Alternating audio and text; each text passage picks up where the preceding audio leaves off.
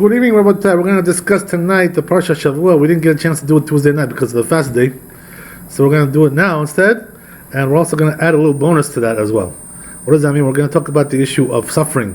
What brings the suffering upon a Jew? What kind of person to relieve the suffering, so forth and so on. We're not going to talk about pain relievers.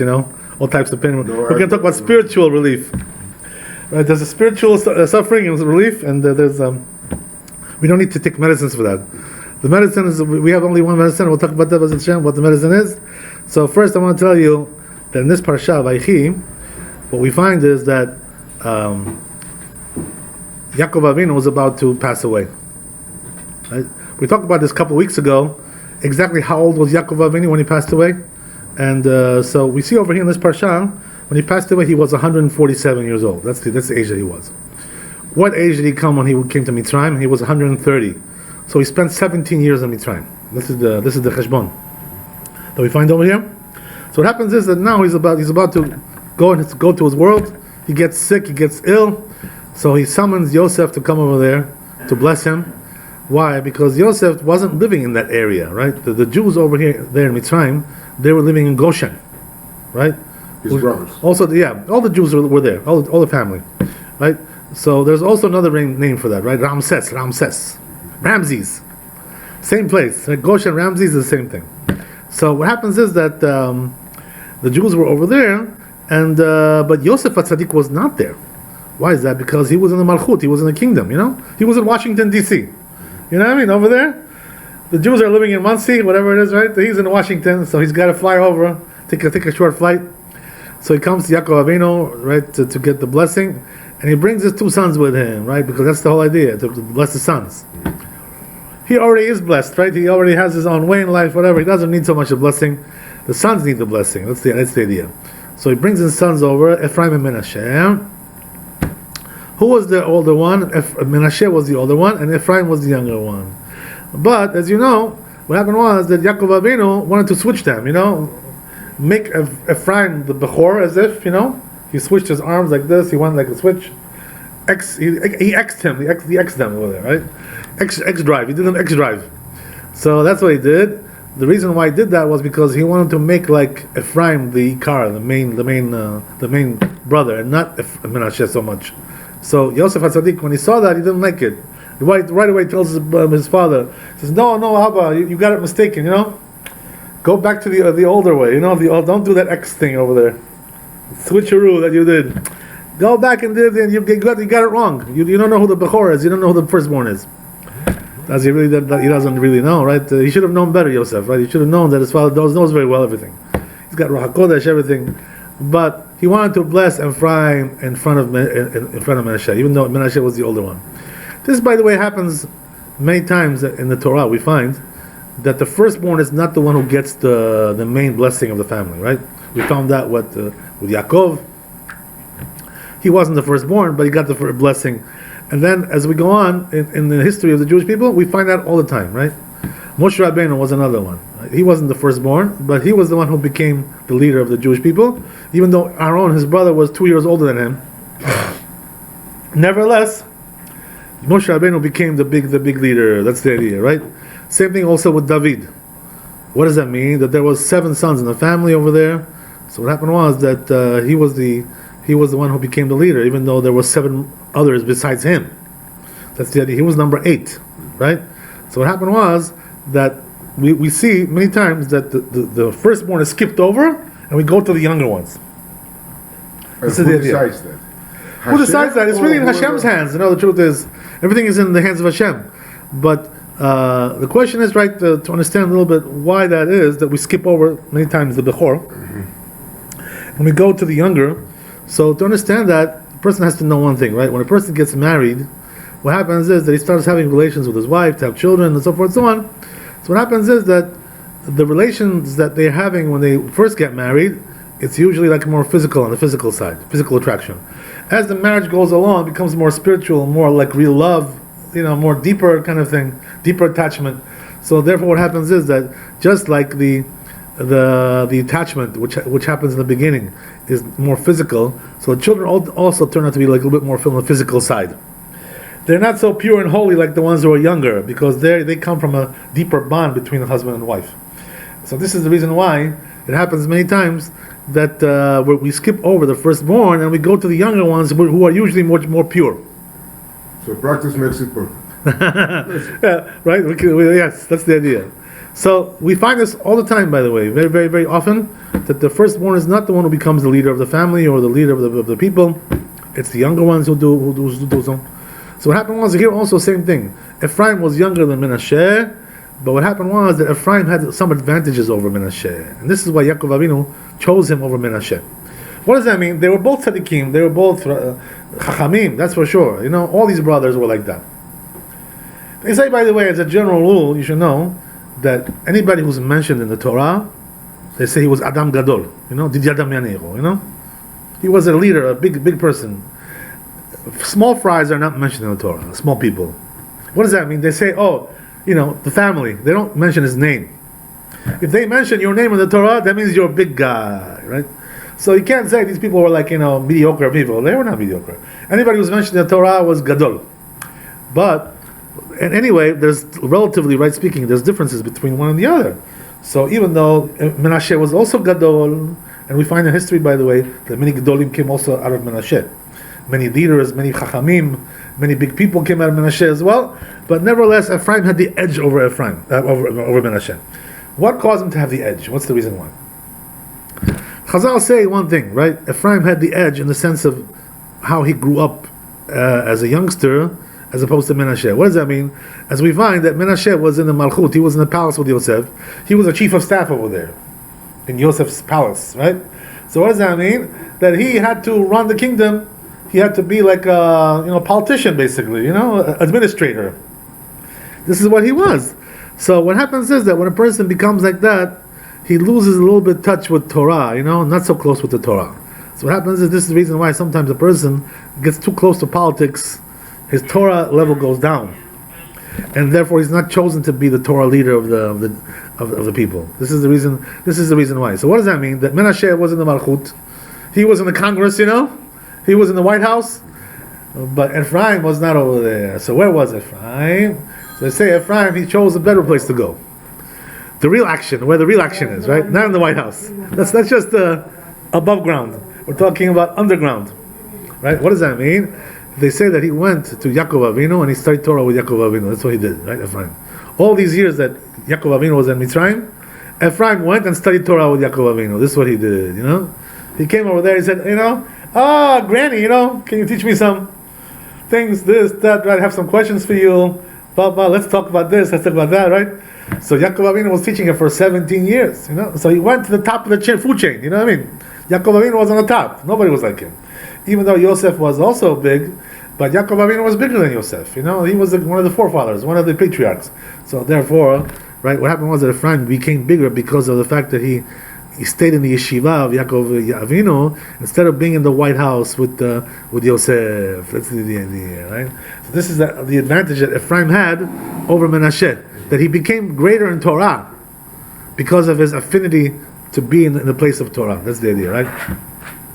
This is exactly what it says in Pirkei Avot. What does it say in Pirkei Avot? Don't think that the Torah will come to you. You should go to the Torah, In other words, go to the place where there's Torah over there. And don't say, they'll come to me, I'll invite them. They'll, why invite them? Maybe they'll come once a year if they invite them. What do you think, they're going to be with you every day like that? No, it doesn't work like that. So what does that mean? If a person wants to acquire the Torah, he should go to the place where there's Torah. That's the idea, right? Don't expect it to come to you, miracles, yeah, they'll come to me. Who's going to come to you? Nobody's going to come to you. That's the idea, right? So this is the way of acquiring the Torah. How does a person acquire the Torah? By going where the Chachamim are over there. That's the idea, right? Don't go to the small fries, small Chachamim. People who don't care, who don't have knowledge. Those people cannot teach you Torah. Understand? If you have to leave your town, leave your town. Go somewhere else, wherever the Chachamim are over there, big people are over there. Go to Jerusalem, go to Bnei Brak, whatever it is, right, that the Torah happens to be in that generation. Go over there and study over there. This is the idea. So this is the reason why Ephraim became greater than Menashe. There's also something a little bit even deeper, perhaps, right, which is written in one of the Mefarshim. Interesting. He picks up on this idea that there's a difference inherent difference between Ephraim and Menashe also. There's another difference. The difference is like this: that Ephraim, and Menashe, they're both born in a family where there's like two sides of the family over here. What does that mean? The father is Yosef, and the mother is who?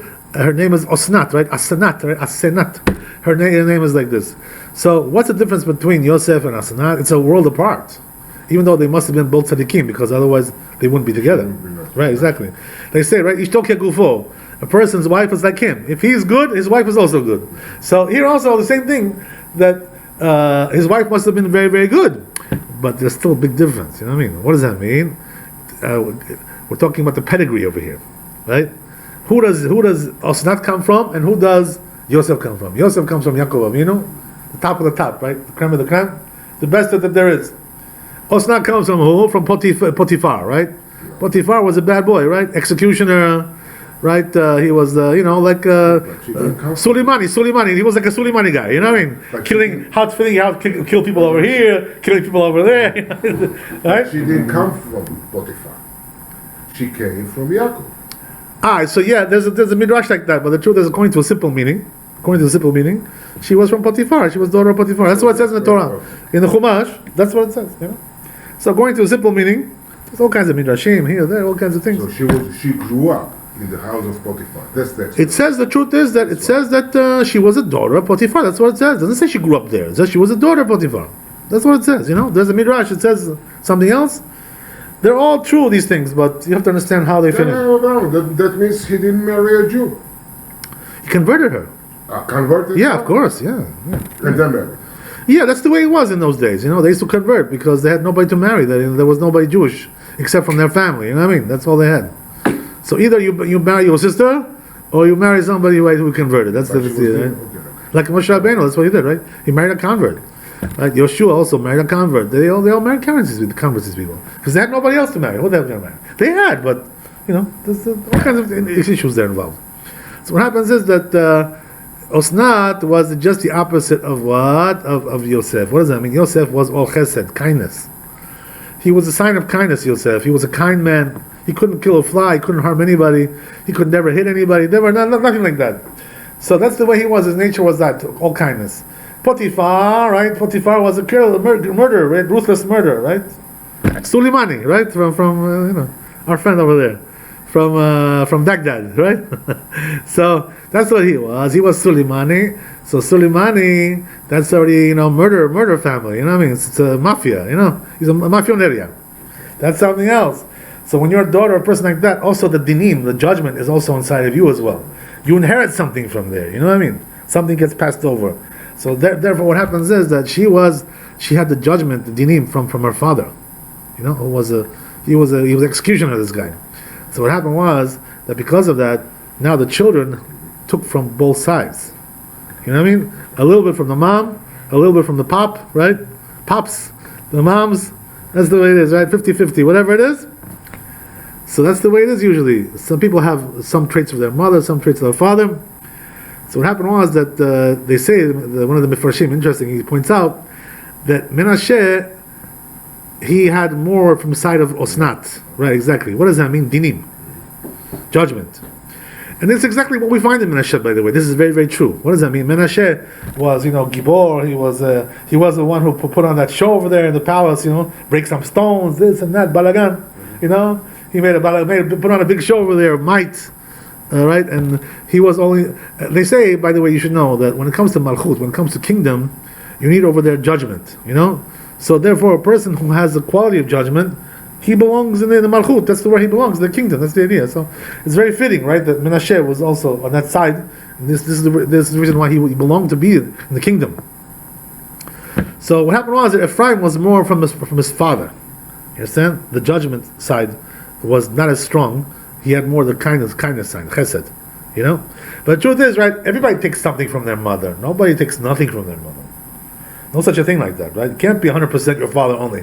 What about your mother? You got nothing from her? No such a thing like that. So what does that mean? That Ephraim also got a dose of Potiphar's daughter, right? Exactly. Osnat. But the difference is like this, right? The difference is that he got 70-30, and this one got 30-70, the other way around. You understand? This is what happened. So because of that, Menashe went to second place, right? This is exactly what the Zohar HaKadosh says, right? When you have two people, one is more chesed and the one is more din, who should be the leader? The chesed person. You know?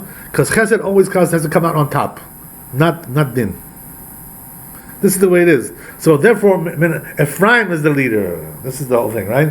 Because of his kindness, his trait of kindness.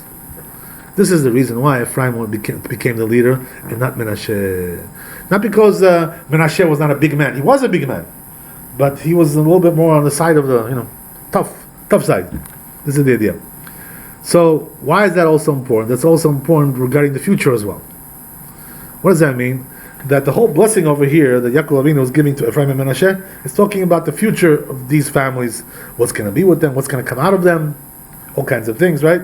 What's going to come out of Ephraim? All the big kings, that came from Yosef, came from Ephraim. What does that mean? First of all, Yoshua bin Nun, right? Number one.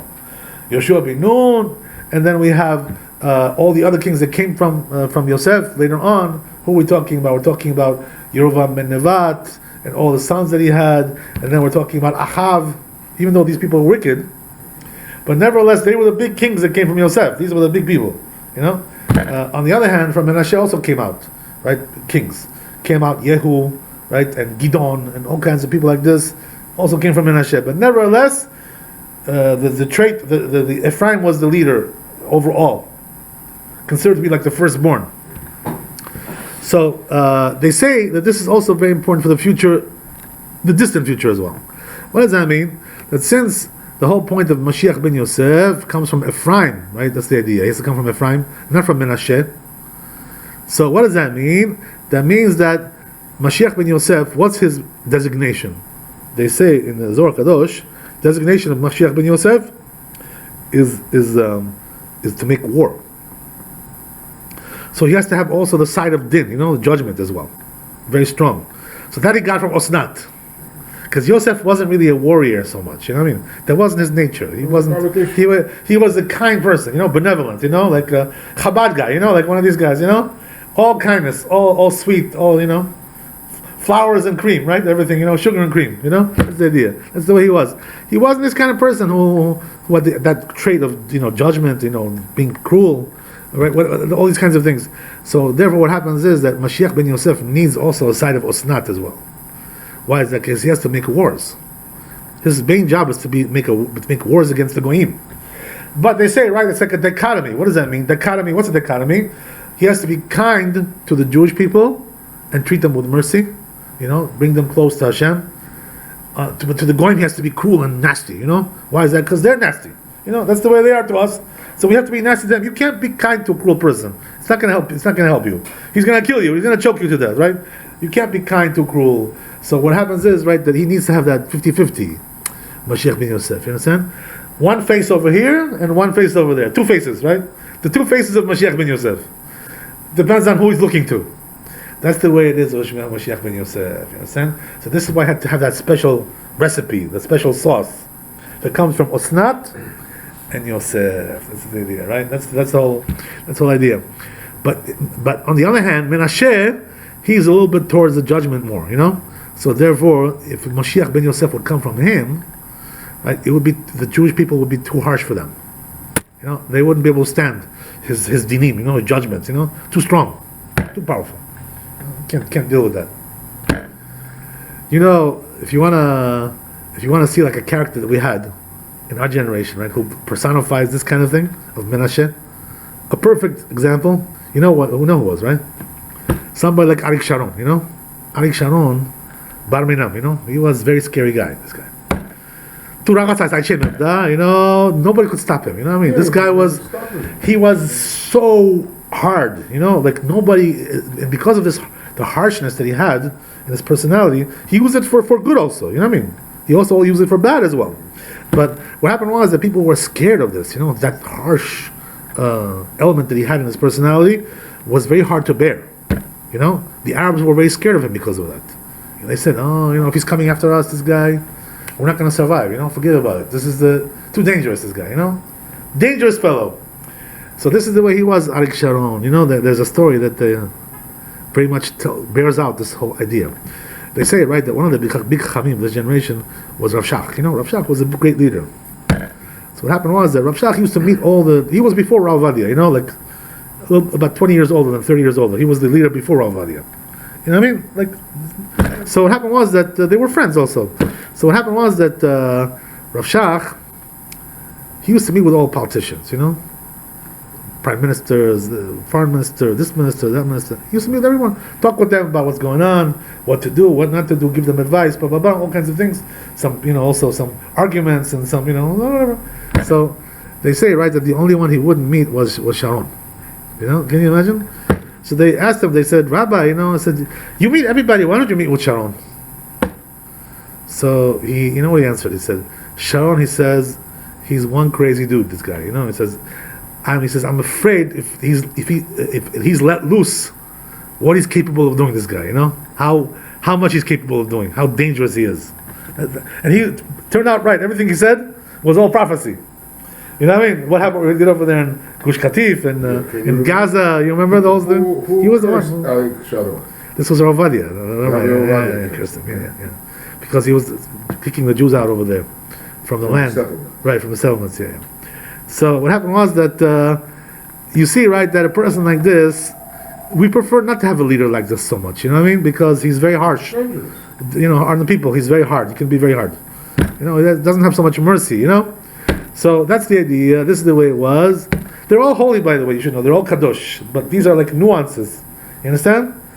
Little nuances in the personality that can change, but they're all kadosh. They're all going for the side of the holy. This is the idea. So this is the reason why Mashiach ben Yosef has to come from Ephraim, and this is the reason why he had to be the leader of the family. Not Menashe, right? Nevertheless, disregarding all what we just said now, nevertheless, says the Kadosh, there's also going to be a Mashiach who's going to come from Menashe as well. There's going to be some kind of Mashiach. He's going to have from Menashe as well. You understand? In other words, he also has a share in that whole, that whole strategy of Mashiach. He also has something there. But the main one is from Ephraim. This is the idea, right? There's also going to be some savior who's going to come from Menashe as well. Okay. You understand? This is the idea. Why is that? Because, right, regardless of all things, he still comes from Yosef, and Yosef is a big man. Whatever it is, right? That's the idea. So that's the way it is, right? This is the dichotomy between Ephraim and Menashe. Very interesting idea, right? So then we find another interesting thing which is that Yaakov Avinu passes away, and he tells Yosef beforehand, right, during this meeting that they had, he tells him, he says, listen, I don't want you to bury me over here in Mitzrayim. I want you to take me out and bury me in Marat HaMachpelah, right, in the cave of the patriarchs. So we already mentioned why Yaakov Avinu didn't want to be buried there, because they're going to make him a Avodah Zarah. There's all kinds of reasons why they didn't want to be buried there. All kinds of issues. So what happened was that he tells Yosef, I want you to swear to me, you're not going to bury me here. You have to take me to Eretz Israel. So the Chazal say, why did he tell Yosef this command and not the other brothers? Because Yosef wasn't the Malchut. He has the power to do it. You know what I mean? To carry out the wishes. Yeah, but why didn't he make him swear? Why did he? Yeah, to swear. You know why? Because when you don't, it becomes like, maybe there's room to maneuver. Maybe we'll make some kind of compromise. You know how it is, right? He said, no, I don't want this compromise business. Tell me, I tell you what to do. Do exactly what I told you, right? Aleph, Bet, Gimel, right? Everything, ABC. To the letter of the law. Whatever I tell you. No monkey business over here. So he knew that Yosef had the power to do this, you know what I mean? Because this was a big maneuver. They had to open up the gates and go out, and there has to be a big entourage. And, this needed permission from Paro. So it needs to be somebody who has connections over there in the Malchut, you know what I mean? To get this done. So this is the reason why I told Yosef. This is the reason why, right? I told him to do it. So the interesting thing is like this, right? That what happened was that Yosef now goes, when Yaakov Avinu dies, and he goes to Paro, and he tells Paro, he says, you know what? Do me a favor, he says, we're good friends. We've been working together for a long time now. Baruch Hashem. My father asked me a favor, let me go and bury him in Eretz Israel. Yeah. So Paro tells him, he says, no, we can't do that. You know, listen, you know, we have rules in this country, you know, that we don't allow things like that. The burial has to be, whoever lives over here has to be buried over here. No going out, no exceptions, no this. We can't, you know, break the law. You know, we're a land of laws. You know, we're a country of laws. You know, we have law and order over here. So Paro tells him, he says, I'm sorry, but you know, I can't accommodate you with this thing. You know. So he says, Yosef tells him, he says, well, you can't accommodate me. So he says, yeah, what's it? So you know, Yosef HaTzadik tells him. So Paro tells him like this, Paro. You know, in order to convince Yosef not to go, but Yosef tells him, now you see, right, exactly your question comes up here. Your question exactly. So Paro tells him, he says, what's the problem, you know, just bury him over here. What do you got to lose? So he says, you know, I swore to my father that I was going to... This exactly comes in, right? Kicks in, this whole thing. So Paro says, he says, you swore? Okay, no problem. He says, you know, I heard you Jews have a way to, you know, to annul the vows, you know? So he says, go to the Chachamim, go to the rabbis, you know, and annul the vow. What's the problem? Go to your brothers, you know, make a bet din, and annul the vow. What's the problem? So Yosef HaTzadik tells him, he says, you want me to annul the vow? He says, you know what? But he says, now I remember also when I first met you, you know, you took me out of jail to meet you to interpret your dreams. He says, you know what happened, right? He says, we had also over there an instance that we had something with an oath over there. So he says, you know what? You remember what happened? What happened was like this, right? There's a story. They say, you know the story, right? The story goes like this, right? That Paro had like a big throne, you know? So what happened was that if he would meet somebody, the person who was talking to him would have to talk on the bottom of the throne. Paro was on the top, you know, like exalted, elevated. And this guy's like on the bottom, you know, looking up to him like a god, you know, like this, you know? So what happens is that Paro would not let them come up to the top of the throne unless they spoke 70 languages of all the goyim, of all the nations. That's the idea, right? So Paro himself spoke 70 languages. He was like a genius, you know, one of these guys, you know, right? Linguistic genius, right? He was also a genius in many other things as well. So what happened was that he himself spoke. So you know what he meant to say to people is like this, you know, you guys are commoners, you know, peasants. You don't deserve to talk on my level unless you speak 70 languages like I do. You know, you're not intellectuals, you know, enough intellectual. So what I'm going to do is, if you speak one language, I'll let you go up one step on the ladder, right? So each language gets you up one more step, right? So they will test them, you know, to see, okay, which language you speak? You speak French, Spanish, Portuguese, you speak, right? Russian, right? Everything you speak, okay. Everyone will go up one rung, right? One step on the ladder, on the stairs. So what happened was that Yosef, the Chacham Gabriel came, they say, and taught him all the 70 languages. He didn't know these languages. Who taught him these things? So he came and taught him that night before he came to see Paro. So what happened was that Yosef was able to go up all the way to the top, you know? So because of this. So Paro tells him, he says, oh, pretty good, you speak 70 languages, huh? You're an intellectual guy. I see you're Harvard, you must have been to Harvard, you know? You've been to Oxford, Harvard, right? Princeton, you've been everywhere. So he tells him, he says, you know, but he says, the truth is, Your Honor the King. He tells him, he says, I speak one more language as well. So he tells them, what language you speak besides those 7 languages? I don't know, I didn't know there was any other languages besides those. So he tells them, he says, I speak one more language. You know what that is? That's Hebrew, Lashon HaKodesh, the Holy Tongue. So he tells him, he says, I don't know what you're talking about. What language is that?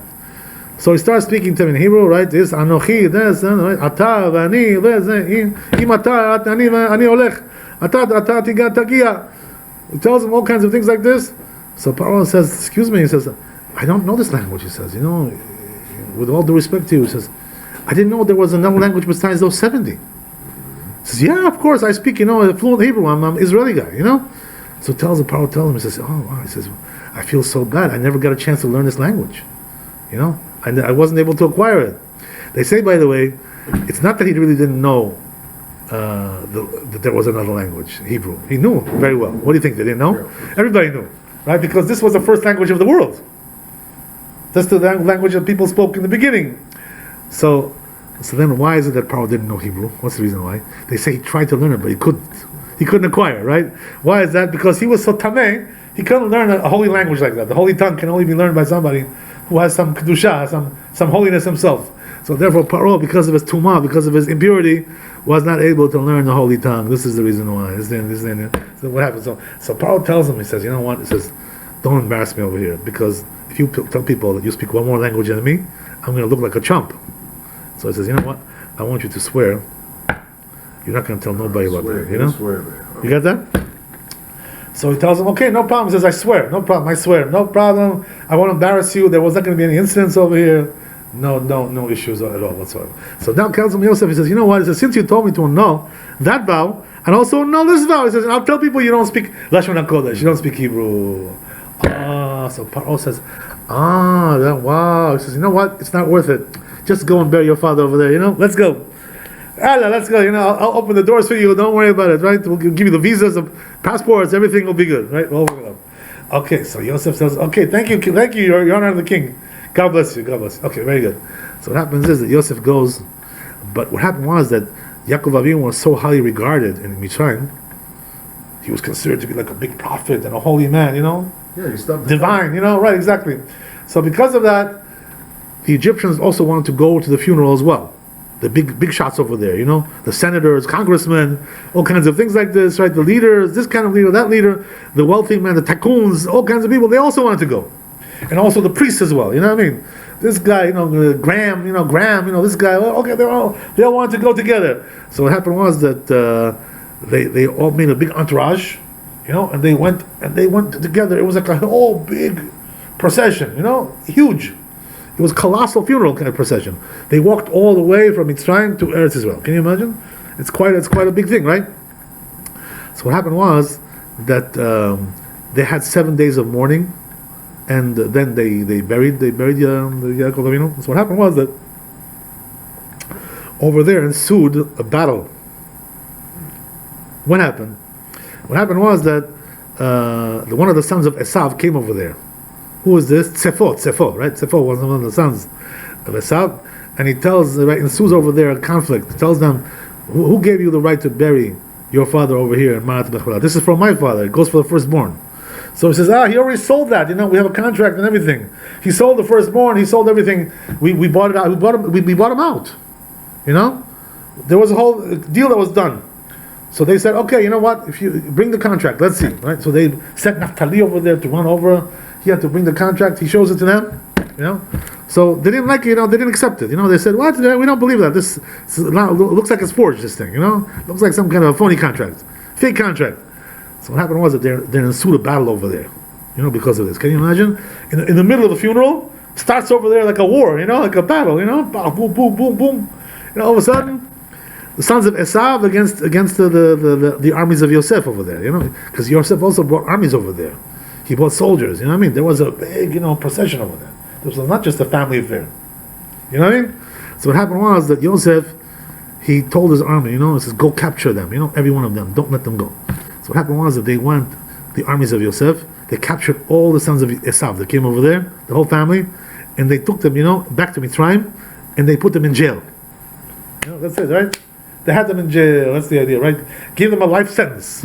You know, for rebelling against this, all kinds of things, right?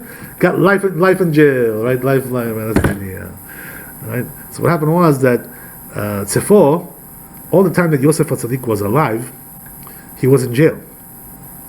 Until Yosef HaTzadik died. And what happened was that once Yosef died, so Tzefo, you know, made an escape from the prison. He made some kind of a plan, you know, got a cake with a saw, you know, Underground. filed it out, right? He got out from there, you know. So what happened was that they say this is exactly how the Roman Empire started, you know. When Yosef HaTzadik died, Tzefo escaped from Mitzrayim and he went to Rome. And he started to build up that area. You understand? This is exactly what happened. So this is the whole history of Esav, how they got to Rome, because they had to escape from Mitzrayim, right? That's the idea. And then join them over there, all the family, you know, Mishpacha Shelem, you know, Jamati, you know, of Esav. They came little by little. They all came over there, and little by little got built up. And this is how started the Roman Empire. This is the history of the Roman Empire, right? But this went gradually. This whole thing. It was a long process. Took many years, whatever it was. So this is exactly what happened. So Yosef HaTzadik has a whole long history over there. You know what I mean? The whole thing over there. What happened over there? How it turned out? All kinds of things like this. So therefore, what happened was that Yaakov Avinu in the end was buried over there. And Yosef HaTzadik goes back.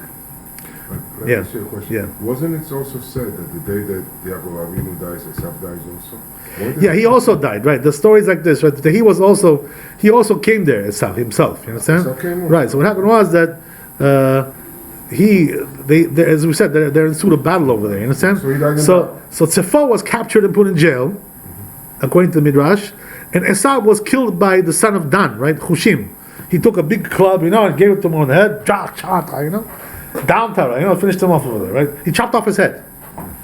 Can you imagine? He chopped off the head of Esav, and they say that his head was buried there also in the Ma'at HaMachpelah because of that. You understand? The body, they took it, they took it somewhere else, but the head was buried over there because it got chopped off and chawarda, That's it, right? Go on side, like a pinball machine, Nobody went out to touch it. I guess they liked it. They liked the idea, They say, by the way, there's a reason for everything, They say, why was Esav zocher? What zechut did he have to be? His head should be buried in Ma'at HaMachpelah. Everything needs some kind of a zechut. You know what I mean? So what was that zechut? They say the zechut was that Esav was a person who was close to tshuva. What does that mean? He was thinking about doing tshuva. He never actually realized it, but because of the thoughts that he had of tshuva, this is why his head was buried over there. Right? This is the idea. So, this was also a certain zechut. They say, by the way, that Esav had this dichotomy going on inside of him. What does that mean? His head was very capable, like very of understanding the truth. Because of this, a lot of the big philosophers, came from Esav. People who are like very into the truth and religiously very, very aware. But for him, it was only intellectual. In other words, the hands they couldn't control. The hands were doing all kinds of sins, right, all over the place. Exactly, right. He couldn't control his hands, but his head was very, very, very. He knew how to think and how to think about the truth and philosophy. Basically, he knew the difference between right and wrong. Oh yeah, he was definitely capable of doing that. That's for sure. No question about it. Right. That's so Yosef came back to Mitzrayim. Right. Exactly. Very good. Okay. So. Another interesting thing is, right, that when Yaakov Avinu blesses the sons before he passes away, so what happens is that you find that the first three brothers were like reprimanded. They were not blessed. Reuven did not get a blessing, right? At least personally, he didn't get blessed. He got blessed in a general scheme. You know what I mean?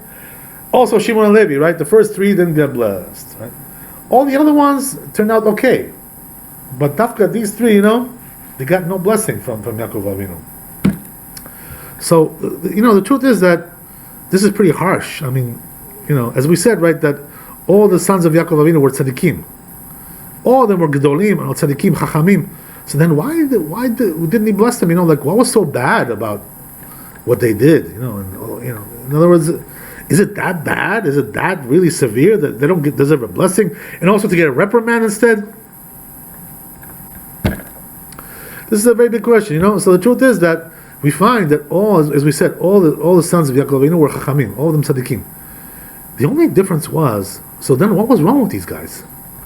What was wrong with them is that something in their personality, it was more the character traits. What does that mean? A lack of patience, anger problem, chip on the shoulder, doses, all kinds of doses like this, overly. Right, exactly. Overzealousness, a lack of self-control. So why is this so important to understand? Because you see from there that a person can be 100% religious, ultra orthodox, from Borough Park or from Bnei Brak or whatever, Yasharim, all these places, right? But he can still be somebody who's not such a good person, doesn't deserve to be blessed. What does that mean? What that means is that he can be 100% religious, keeps all the mitzvot, everything, Shabbat 100%, 110%, right? Tefillin, prayers, Torah, he learns everything. He learns Torah, he has wisdom, everything he's got, everything. But when there's something wrong with the character, and a person because of that sometimes misbehaves in a very ugly way, so what happens is that a person like that the Torah really looks down at him. We see from there that this is considered to be a big flaw, the character flaw. So what does that mean? This is why the Chazal tell us, right? The Baalei Musar, they tell us the most important thing to develop in a Jew is the character traits. If you can be the most religious person, but if your character is not good, you're not refined, you don't have control over yourself, you're still lacking a lot. You're still a very lackluster person. So the character is very, very, very crucial, and just because you're religious doesn't cover that up. Okay. This is the idea, And why is this so important to know? So what happens like this, right? That the ones who were blessed and made the leaders, they were just the opposite of that, right? Yosef and the Yehuda that were blessed the highest level. Why is that? Because they were in control of their character.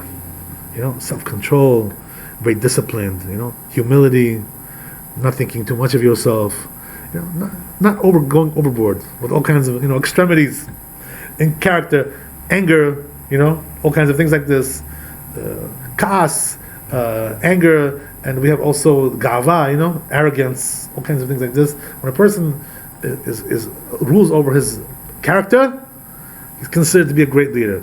But if he doesn't, even though he's the most religious person in the world, he's still considered to be, not so successful, somewhat of a failure. This is what we find. So you see, the character traits is the most important thing, and this is exactly what it says in Pirkei Avot. To sum up all this idea, right?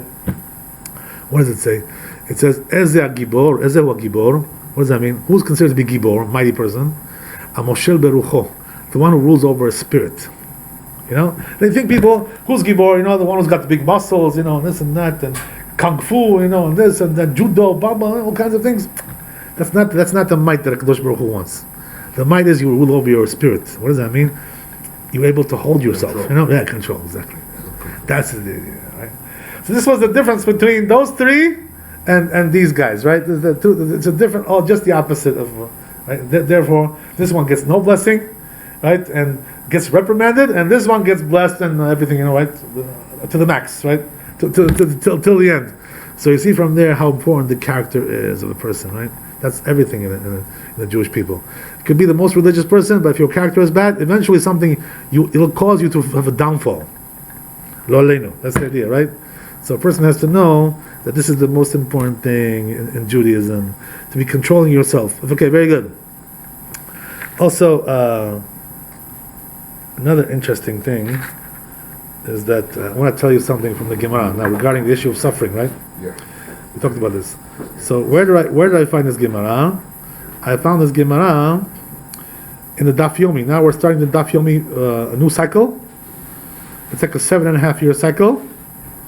So what happens is in Daf Yomi, the first Gemara that they do is Masechet Brachot. So if you read the Daf Yomi yesterday, Masechet Brachot, you're going to find over there some very powerful words that were said regarding the issue of suffering, and also how Torah relates to that, the issue of Torah also. So what does it say in the Gemara? It says like this, right? Amar Rabbi Shimon ben Lakish, Kol ha'osek b'Torah. What the word says, right? It says, Resh Lakish says, whoever is working in Torah, toils in Torah, Yisurin bedilin hemenu. Right? The afflictions go away from him. In other words, if he had afflictions, let's say he's sick, he's got all kinds of issues, health issues, or because of his sins, he had to suffer all kinds of things in his life. So what happens is that all the while that he's studying Torah, all the afflictions go away. It's an unbelievable thing, right? They have no right to afflict him when he's learning Torah. That's the idea. So you see how important, how great it is, the value of Torah, right? Takes away all the afflictions. My back is feeling bad. They say, right, if you have a headache, learn Torah. If you have an earache, learn Torah. Any ache you have, learn Torah. This is the best healing, right? This is the best way. It's the best medicine that there is. So that's one thing. So what happens is that a person has to know that this is the best way to save himself. If a person got himself into some sins, he did some things, and because of that they're punishing him, giving him punishments, all kinds of things, lo aleinu. So the way to save himself is to learn Torah. That's why they say, but a person who faltered in life, stumbled, a little bit, right? So he should go deeper into the Torah. What does that mean? Because this way he'll save himself from the sufferings that were decreed on him. That's the idea, right? Very good. So I want to tell you a little bit more what it says over here regarding this. Right? It says like this. Also, I want to tell you that besides the issue of suffering, you know that all the while that a person is learning Torah, the Malach HaMavet, the Satan cannot kill him. Let's say this HaKadosh Baruch Hu sent the Satan to kill somebody, right? Lo aleinu. He tell, listen, this guy's time is up now. You know, go get him. So Satan comes. If he finds a guy learning Torah, he can't get him. He has to wait till he stops learning. You know what I mean? Because even the Satan can't get him if he's learning Torah. Can you imagine? This is how powerful the Torah is. This is exactly what happened to David HaMelech, right? David HaMelech, what happened was that he was supposed to die on Shabbat. He was born on Shabbat, on Shavuot. He was supposed to die the same way, same day. So what happened was that Kadosh Baruch Hu sent the Satan to kill David HaMelech. So what happened was that he was studying Torah because he knew that he was supposed to die on Shabbat. So therefore he wouldn't let go of studying, you know? He said, they won't get me, you know? I'll be 100%. So what happened was the Satan couldn't get him, you know? So he says, wow, man, you know, what am I going to do over here? I'm a big quagmire over here. So what does he do? He goes outside, right? He starts to shake the trees a little bit, you know, make some wind, you know, this, like we had yesterday, you know, those winds, you know, those high winds over there. So what happened was that David HaMelech, when he heard the tree shaking, he went in to see what's going on. You know, maybe somebody came over there, you know, some intruder, you know. So as he was going down the stairs, Satan, you know, tripped him over and he fell down, right? That's the idea. So again, we see the same thing, right? The same idea. That when a person is studying Torah, the Satan cannot get him. Unbelievable. You know what they say, right? The Chazal, they say that in the Torah, there is a general rule, which is what? Milah b'talomed hen, milhen b'talomed lav. What does that mean? From the positive, you learn a negative. From the negative, you learn a positive. Just like the negative goes this way, the positive also goes the other way. So what does that mean over here? That means that just like the Gemara tells you over here, that just like a person who's studying Torah, all the afflictions go away from him, as we said. On the other hand, a person who doesn't study Torah, he has a chance to study Torah, the afflictions come on him, right? So what does that mean? You see from there something deep that a person has to understand. That when a person is not, he has time to learn, he's got free time, you know, and he's doing nonsense, playing hooky, so they bring him upon him suffering to remind him, hey, where are you? You know, listen, you forgot? Go and learn Torah, you know, why are you standing over here doing nothing? You know, stay hanging around doing nothing. So this is the person. What does that mean? That the truth is, you know, that pain in this world, no pain, no gain, right? That's the idea. What does that mean? Pain is a way that God speaks to people. When a person gets pain, it comes from Hashem is sending you a message. You know, something is wrong. Like, you know, wake up. You know, like, don't sleep, don't fall asleep. This is the idea. So here also, the ultimate message over here is that when a person is not learning, Kadosh Baruch Hu sends him some suffering to remind him. Go and learn. Why are you sitting there doing nothing? You know, the couch potatoes. Go do something with your life. Let's say so therefore, what happens is that look what it says, right? Very harsh language it says over here. That a person who's not studying Torah and he could be, right, comes on him like very ugly suffering. You know, like very bad stuff. You know, like really bad. That's the idea. Okay, so then it goes on to say even further.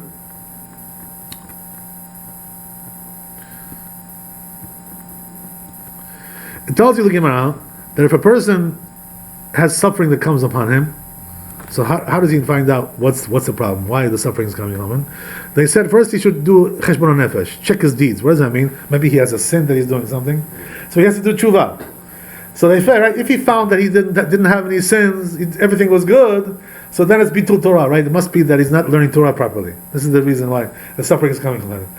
But let's say he's also doing that good. You know, let's say he's tzaddik gamor. You know, he's doing the Torah, no sins, everything is 100%, right?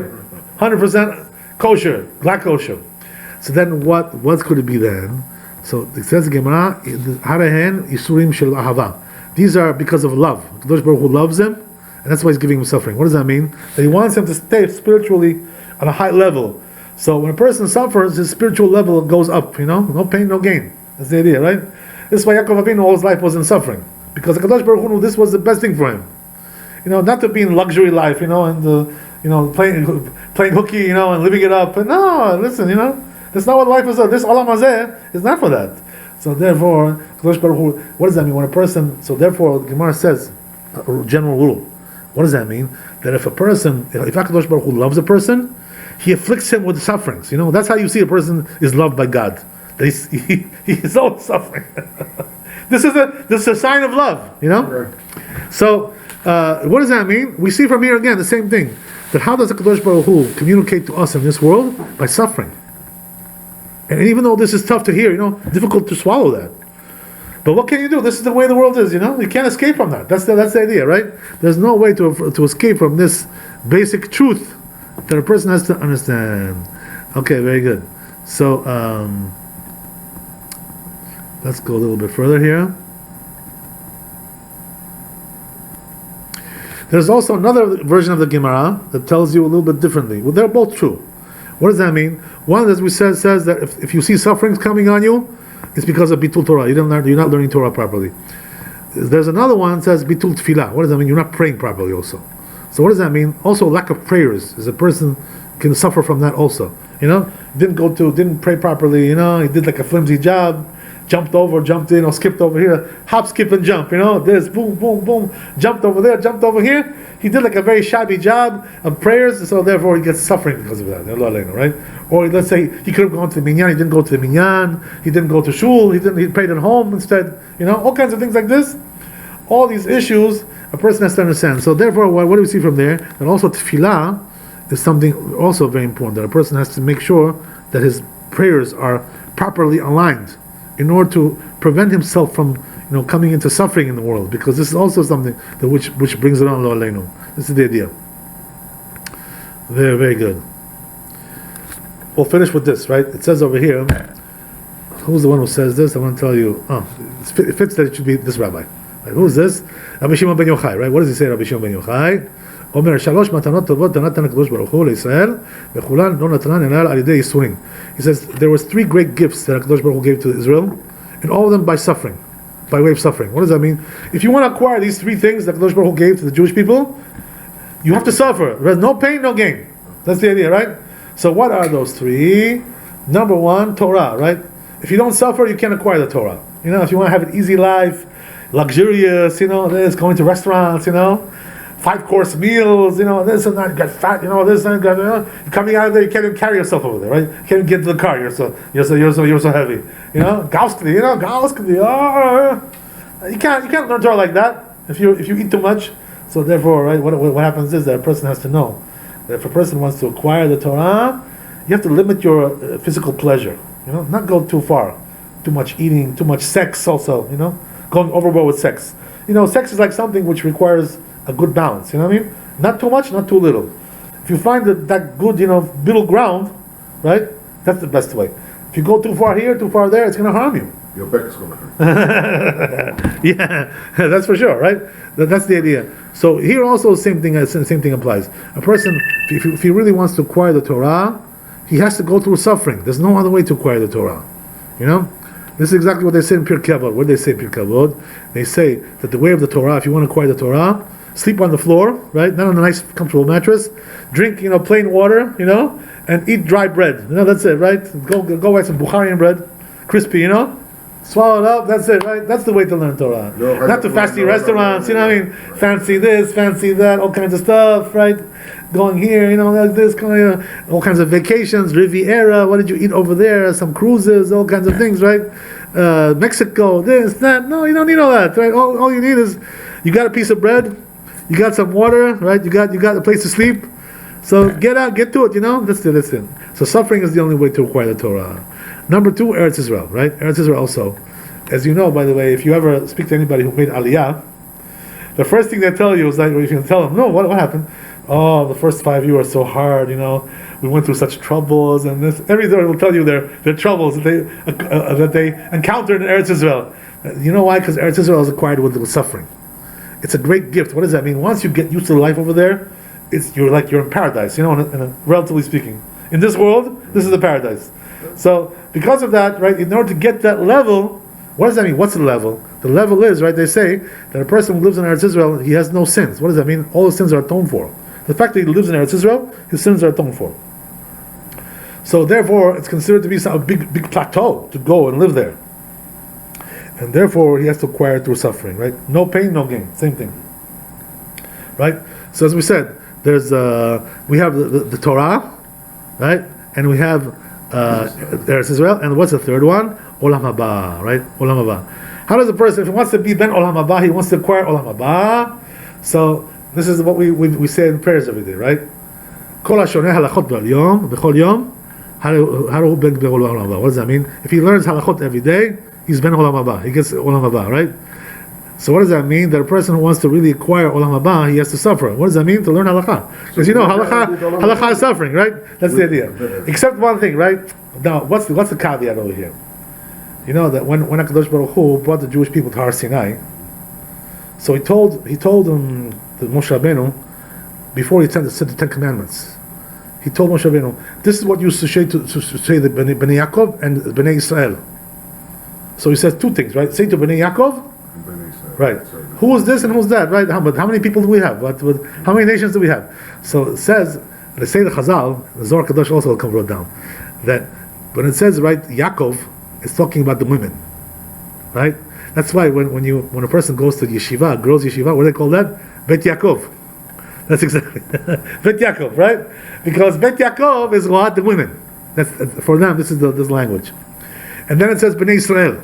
Who is that? The men, right? So what does that mean? The way you teach the women is not the way you teach the men.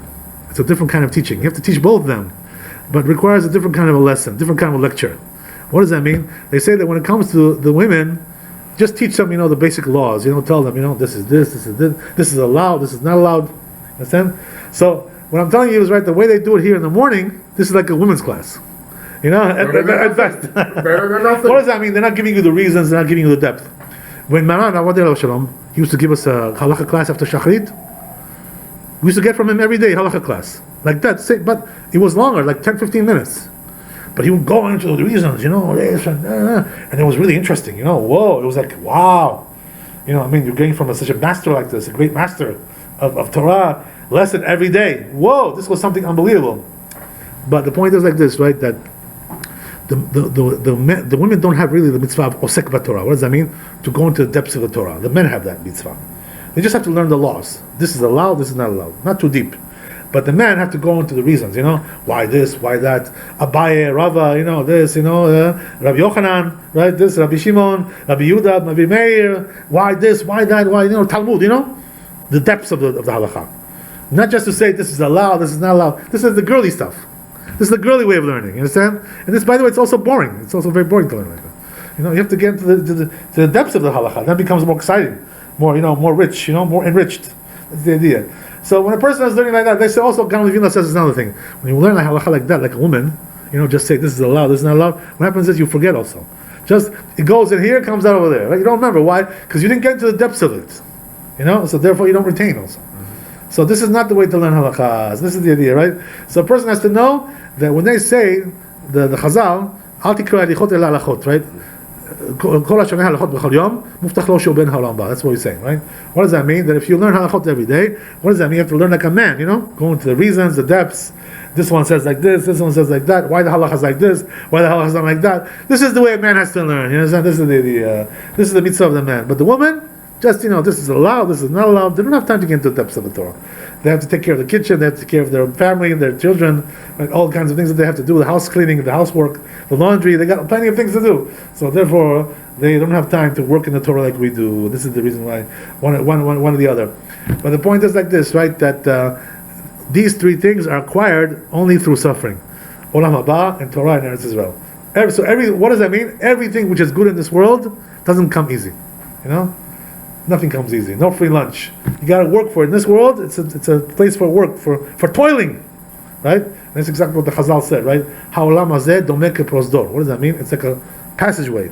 We're getting to the Olam Haba. How are we getting there? Through suffering, through acquiring, more Torah and more mitzvot and so forth and so on.